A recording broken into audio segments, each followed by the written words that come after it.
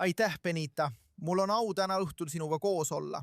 Ja see on meie 30. solidaarsusmissioon alates 7. oktoobrist. Ma olin siin 7. oktoobril. Meil oli 264 üleilmsest kristlikust juhist koostev delegatsioon, kes lendasid välja 6. õhtul. Ja mina koos oma perega jäime veel mõneks päevaks. Nii et me olime siin 7. kuupäeval ja siin selle õudse aja esimesed 10 päeva.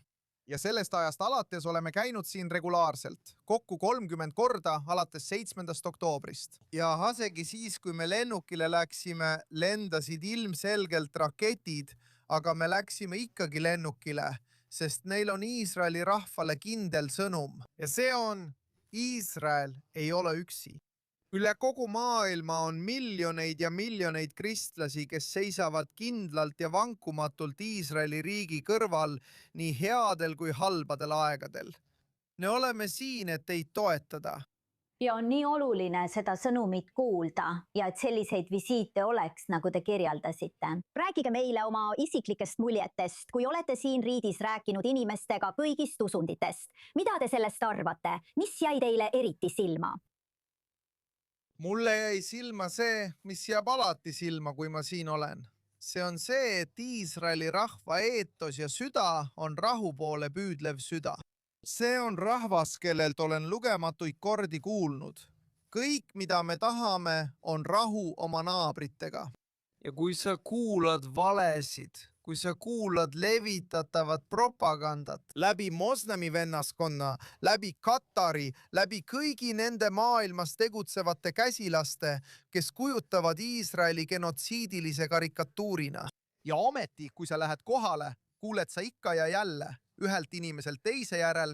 Me lihtsalt tahame elada rahus selles väikeses maalapil, mida me asustame ainsa juudi riigina, ainsa juudi rahvana maailmas. Ja see ongi sõnum, mille me maailma toome. Iisraeli rahvas on rahvas, kes tahab elada rahus oma naabritega. Ja me palvetame selle rahu eest ning töötame selle nimel iga päev. Tõesti väga mõjuv mõte. Ja me just kuulsime neid sõnu nüüd Iisraeli uue erisaadiku käest kristlikule maailmale, George Tiiti käest. Kuidas te iseloomustapsite praegu suhet Iisraeli ja ülemaailmse kristliku kogukonna vahel? Palun lühidalt.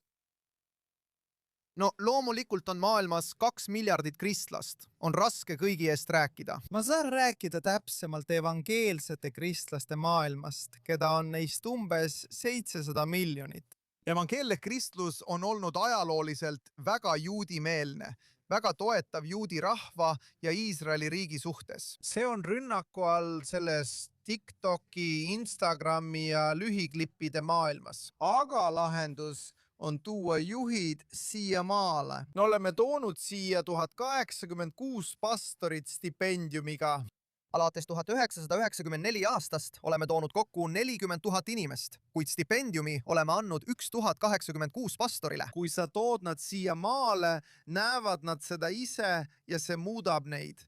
Ja nad tulevad ikka ja jälle tagasi.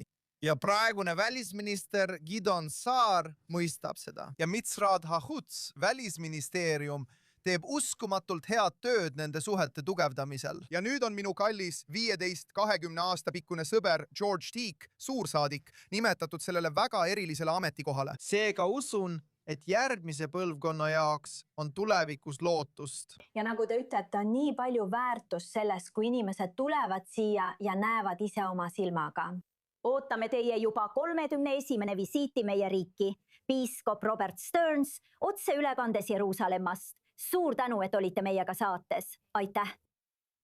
Aitäh, Benita!